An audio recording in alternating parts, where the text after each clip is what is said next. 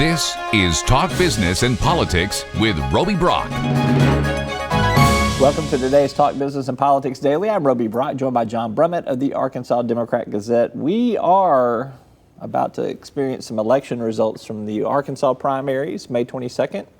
Time to do a little prognostication and final analysis before Election Day. After the way the presidential race turned out, I'm ready to do a whole lot of predicting. I'm just feeling real good about the prospects. You got it all buttoned down right there. Yeah. All right, let's talk about the four of the big races that we will be watching on election night involved. Two of them are governor's primaries. We've got the Supreme Court race, and we've got the 2nd Congressional District. Let's start with the Republican governor's race.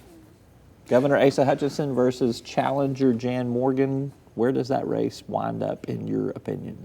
I believe Asa Hutchinson will win renomination. You're going to leave it at that? I've got some people telling me that Jan Morgan is not going to do any better as an extreme right challenger than Curtis Coleman did 4 years ago, and that was 27%. I believe that's wrong. I think there's just a festering Trumpian outsider anger out there, and that she's a more interesting candidate than Curtis Coleman was. And she could get toward 40 or even north of 40, I think. And doing that without any conventional television advertising, because she didn't get any money. If she'd had some money, because she's kind of like Trump, and Asa's kind of like John Kasich. Look how they played in Arkansas. I mean, there are advantages for her in that matchup if she had the resources to exploit it. Mainly, her campaign has been word of mouth and heavy on social media, but not so much conventionally. But I think the over/under on her is 40. Yeah, what we're looking at in that race. I agree with you on that, and I do think that she wins a couple of handfuls of counties that will be people will be very surprised to see that happen.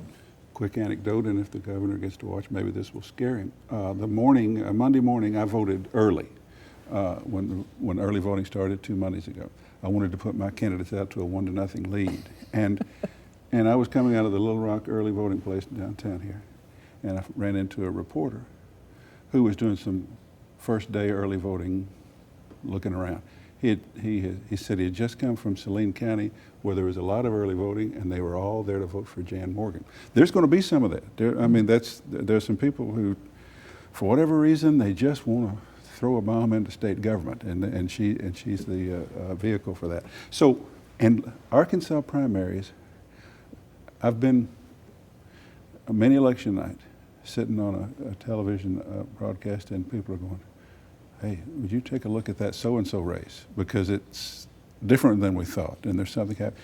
It could be that race tomorrow night. She could be north of 40 for a while, depending on where the votes are, and people are going, a little brief heart stop there. So that's that one. I think the other reason why she does better than Curtis Coleman did 4 years ago is because she has been willing to take on the governor and his record as well. Curtis Coleman really didn't challenge Asa Hutchinson that much. They were quite cordial at any kind of a joint appearance, which there weren't many, but even his rhetoric on the campaign trail talked about being conservative, but not Asa Hutchinson's the wrong guy for this office. Yeah, we got 4 years now. Asa's got 4 years of doing moderate things, and I hate to say that about him when he's got a Republican primary to contend with.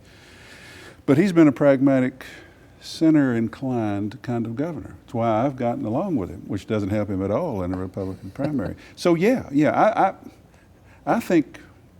just think the interesting thing there is where she is in relation to him, in relation to 40%.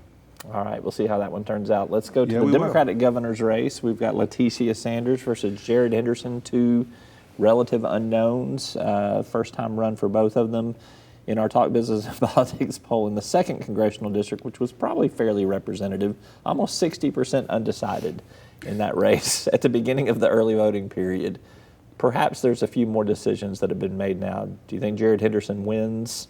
Maybe not super comfortably. I think Jared Henderson wins, not super comfortably, but comfortably. I think in the past couple of weeks, I have seen a very nice ad. I don't believe it got on like main television. It did. It did? I saw it, yeah. I saw it on some broadcast TV. Yeah, and it's very good. And all he needed to do at that point, but Jared Henderson was the Democrat establishment preferred one. He was not so much recruited to run, but when he came along as head of the Teach for America program with a Harvard resume and some new ideas, people were going, and he's under 40 and introduces a new generation. The core of the Democratic Party said, yeah, he's our guy. Leticia came along from nowhere and has acquitted herself nicely, but she's not what they had in mind. But that word wasn't out, and neither of them was known. I think in these last couple of weeks, Henderson has done enough to sort of say, look here, look at my record. I need to have a little brief introduction to you, and that will deliver him a reasonably solid victory. And perhaps if there are some surprises on primary election night, we will have a Jan Morgan versus Leticia Sanders general election, which would give you plenty to write about. Yes, it would. Yes, it would. Do I know what? I forget. You've upset me so much with that prospect. I forget. Let's move on to the 2nd Congressional District Democratic primary. This has been a race that you and I have talked about a lot. You remembered. Go for it. Most of the votes, the disproportionate number of the votes in the Henderson Leticia Sanders race will be in the 2nd District because that's where the hot Democratic activity is, where the media presence is greater. And I think, reason I say a reasonably comfortable margin, I think Henderson sort of latches onto that Clark Tucker persona and runs well in this part of the state. All right. Okay. Perfect segue back to the question at hand here. What do you think happens in the 2nd Congressional District primary? Will Clark Tucker win without a runoff? Prediction. Do I have to? You don't. Yeah. You're pretty good at deflecting, but that is the question that we will be watching for an answer. As I wrote night. 10 days ago, the race is between Clark Tucker and a number, to me. Here's this race. Clark Tucker is by credentials and by conventional assessment, by far the strongest candidate in the race. He has had much more money. He is from the base of the Democratic district. More than 2/3 of the votes could well be cast in Pulaski County. He has had money for a very good message, a simple message, health care. And he has run that ad and run it and run it and run it to the point that it's now permeated our culture, and some of my conservative tennis buddies are wanting to talk about, he says health care is a right, and they're arguing about it, which tells you that's an issue in November. It also shows that that message has permeated the culture, which is what you want to do. So I think by all assessments, he should win without a runoff. The other three, I've waited for him to take off. And to me, they haven't. They haven't had the resources. Now, here's what they say. There's a whole new environment out there. There are new voters. There are new attitudes. There's resentment against everything in politics. And there's a new interest in these populist attitudes that we're going to raise your minimum wage, and we're going to get you health insurance, Medicare for all, and we're going to get and we're going to get better child care support. So, and they're all three running sort of as Bernie Sanders is, in a way, on their policies. And they say people like me are going to be surprised that there's this non-voters, irregular voters, non-regular voters, not irregular, non-regular, will come out and force one of them into a runoff. Maybe. I can only give you my conventional assessment. Your poll had him at 41 with a lot undecided. 32, yeah. I think he gets there without a runoff. Yep. I just do. What do you think? Well, I don't. It's kind of, I almost have to have the I'm from Missouri, show me state attitude on this. I've heard this conversation about these voters that are going to come out of the woodwork and vote. They were supposed to be there in 2014 for Mark Pryor in a non-presidential election year against Tom Cotton. They didn't show up and turn out then. In 2016, we really didn't see that many of them in the presidential primaries. Are you seeing any of the early voting returns for a Democratic primary in Pulaski County? I'm not seeing it. So they must not know there's early voting. If it happens, we will see it on election night. And it'll be a big story. And it will be. And I will say then at that point in time, I have seen the proof of it, but I have not seen evidence or the proof of it before then. And I've heard about it for years ahead of time. It seems to be almost a mythical creature. You're essentially agreeing with me. Non-regular voter that you're talking about. Do you think he wins without a runoff? I think that he could win without a runoff. Could I? Well, I didn't. Okay, you say could rather than will. I think. I put his odds at better of winning without a runoff than being in a runoff. I think he's got a better chance of winning without a runoff. So okay, we see that one. I think. Well, sure. Well, you got a hedge, but yeah. Supreme Court. What a race. Courtney Goodson, Kenneth Hickson, David Sterling. Does this one go to a runoff? Surely. I would think. Who's in it? Who knows? I could see this going any of the available sequence, any available way. Anybody could be first, could lead the ticket, anybody could be third. Think of all these conventional truths about judicial races that are at conflict here. One, you got to have judge before your name, and that's been borne out every time. Sure. David Sterling is the one who does not have judge before his name, yet the other conventional truth is if the dark money smears your opponent, or opponents in this case, you will prevail. So you've got, he's not a judge, he doesn't have judge before his name on a ballot, that's supposed to be a detriment, yet dark money has been spent at great sums to attack, smear, in fact, both of his opponents, Courtney Goodson and Judge Hickson. So which one holds? And then I've been talking about, and others are talking about, there seems to be a backlash against this dark money this time. And if so, then Justice Goodson, who has some advantage of incumbency, would seem to reap the greatest benefit because she's been feisty. She's gone into court, dadgummit, and tried to, and then you've got Kenneth Hickson, and he was encouraged to run by a lot of establishment people who found the other two objectionable. He's not so objectionable. He's getting establishment endorsements. I endorse him. The Democrat-Gazette editorial page. You get those. You get me and the Democrat editorial page, Democrat-Gazette agreeing. Yeah. Something seriously misaligned in the universe when that's happening. He would seem, maybe, even though Courtney Goodson is from out there, he would seem maybe as the elected Court of Appeals judge in populated Northwest Arkansas to have a base there. Broby, if you've got an idea how this is going to go, I'd love to hear it, because I could see it going any of three ways. Any arrangement of the three, and which two, who leads, who's third, who's in a runoff. The one thing I don't see is somebody escaping a runoff. I don't see anybody getting 50. And the only thing I'm sure of is that this is a disgraceful, despicable shambles of a way to seat somebody on the Arkansas Supreme Court. You ready for those appointed Supreme Court justices? Yes, and I'll be happy to do the appointments. You will. Do you have a better idea than I? Well, I will say this, just based on some analysis. I think Hickson leads the ticket.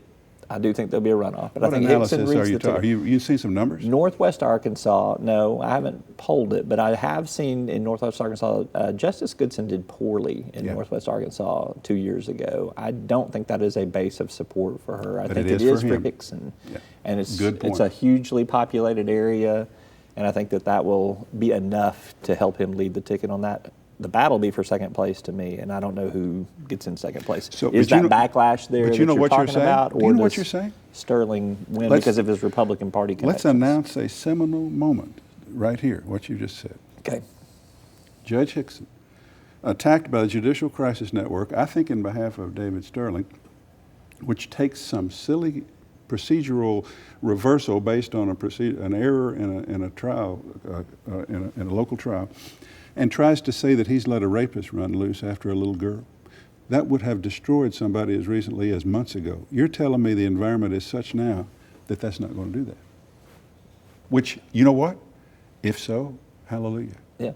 If we rebuff these... I think it comes down to a lot of name ID too, and I think that he is going to have that name ID in Northwest Arkansas that people are not going to... It's just, it hasn't cut through the clutter, I think, like you were talking about Clark Tucker's healthcare ad earlier. I don't know, and it's such a preposterous notion that he would have done that. Do you remember a race between a Tim Cullum and a Robin Wynn? Right.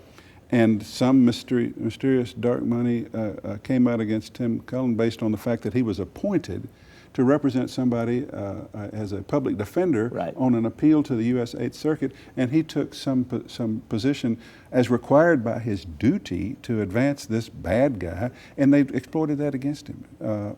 However, he got to 48%. So I want my most compelling column for after this election for Wednesday morning, because I'll be writing one Tuesday night, I want it to be dark money has been rebuffed in Arkansas. That's what I want it to be, and I hope you're right. We'll Okay. see. All right. All right, lastly, let's hit a couple of the legislative races. There's some interesting dynamics at work, and you and I talked a little bit before we went on here. You want to look at, is this the year of the woman in the primary races here? What are you going to be watching That's what for? I'm interested in. Yeah. It's interesting. You said let's look at, you look at a couple, I'll look at a couple of legislative races that interest us. Both mine are on the Democratic side and both yours are on the Republican side. I don't know what that means, other than you're more in tune with that we're balanced. Yes. Yes, we in our present conversation. fair and balanced. Okay. I'm interested in one prevailing question and two legislative races represented perfectly. They are Democratic primaries in the state's two most liberal districts. The one where I live in the Hillcrest area and surrounding, a woman, Tippy McCullough, against a fine young male candidate, Ross Nolan. There's not much difference between them on issues. They argue about which one is going to try to get the state to give up the local schools quicker, or they don't really argue, but there's no real difference. Is this the year of the woman, and are women fired up, and will they turn out more, and does that, and would the tie go to a woman, basically? In the other liberal district, which is the University of Arkansas, downtown Fayetteville, in that area, you have a classic, long-time veteran, progressive male politico, Mark Kenyon, off the city board or council, which they have up there. How do I not know that? He's in the city governing group of Fayetteville, and then you have Nicole Clowney, who is a teacher of classics, Greek and Latin at the University of Arkansas, has a law degree, and got very active in the Moms Demand Action, which arose out of unchecked gun violence, and also the Charlie Collins Guns on Campus bill. And she's active and a leader in that, and she's a very aggressive, hardworking, appealing candidate. So, and again, does the tie go to the woman? Does the tie go to the woman? Mm-hmm. If those two women don't win, then it's still there's no women's movement. There's inertia for old men. That's just a big assumption that you're leaping to there. What assumption did I leap to? Well, you just said if they don't win, if those two don't win, that there's no year of the woman. It's not an assumption. It's a contingency. If both those women lose, then even in a liberal Democratic primary, women can't seem to get over a hump. Yeah. So that's why I'm watching those two. My thought is both of them win. We'll see. Well, I'm going to be watching incumbents in the state legislature. Brian King versus Bob Ballinger is one that is, I think, been one for the ages up there in that neck of the woods. Brian King, the incumbent state senator, can his GOP state house challenger oust him? Over in Northeast Arkansas, you got Linda Collins Smith, similar lineup there in the state Senate versus a young Republican, James Sturch, House member. And you've got some Democratic ones too. Keith Ingram's got a challenger. Linda Chesterfield has a challenger. So there's a lot of incumbents. Do they all hold on? Do any challengers upset these incumbents? I want to see. You've given a little bit of a short shrift to the drama in Brian King's situation. I mean, I think Brian King is a sort of a cowboy, ruggedly independent conservative, very conservative. Most vociferous opponent to Medicaid expansion you're going to find. He first said he wasn't going to run. Then Bob Ballinger, who is sort of a religious right, very conservative state representative who was rising to head of the Judiciary Committee, I think, on that side. He decides to go for the Senate files. Then Brian King gets back in. So you've got, in a very conservative area, in a very conservative part of the state, you've got two different kinds of conservatives. Ballinger may be a little more establishment than King. Most anybody is more establishment than King. And how does that ought to come down to base and geography, I would think. Have you assessed that? I mean, which one has more? I mean, King has run throughout the district and been elected. So, and it's a big sprawling district. I think it stretches down to the interstate and goes all the way up into Green Forest, which is where he's from. So. It's just it's a fascinating collision of two kinds of of two and you kinds have of that in Northeast conservatives. Arkansas with Linda Collins Smith and James Sturch, two very different types of Republican But candidates. the other over one there, is but not quite as also high an incumbent. profile. The one in North it pits two high-profile incumbent legislators. Both will be missed in Little Rock. Some will miss them sadly. Some will miss one of them. Either one will be missed. Some will miss either one sadly. Some will miss one of them happily. Yeah. So I don't know how much it means, but it's an interesting dynamic. So Do yes. you see what I did there? Was I put that topic out there on the table and I let you go to town on it because that's the way I work. No. Yes. I don't. He's John What you're Brummett. telling me is I took your race and And stole offered it your from thoughts you. on it, and I think that's awesome. I'm just trying to help the viewers understand some of the big stories tomorrow night. Okay? All right. Even though a lot of people don't see this until later in the week, and our predictions. They'll have to get on it early this week. Yeah. Plus, our audience in Northwest Arkansas will hear this tomorrow at midday, so it will be uber timely on that. So dear. it's good. Yeah. Yeah. Anything okay. you want to take back No. real quick? All right. No. He's John Brummett with the Arkansas Democrat-Gazette. Thank you so much. Thank you, Bill. All right. That is all for today's program. Thanks for tuning in. We'll see you next time. Arkansas Electric Cooperative Corporation provides electric energy across 2/3 of Arkansas. This is an exciting time in our energy history, with incredible progress being made in renewable energy and storage technologies. As our energy portfolio continues to diversify, we'll maintain an all-the-above strategy to provide reliable and affordable electricity. Ever since the first light bulbs were placed in our members' homes, the electric cooperatives have been the solutions provider for our members, and we want to continue that well into the future. Each day, the promise of our nation begins again. Arkansas and America, moving forward. I help make that promise a reality. It's not for everyone, but people everywhere depend on us. Oh, I love you too, sweetie. Trucking delivers, or everything stops. And that's what drives me.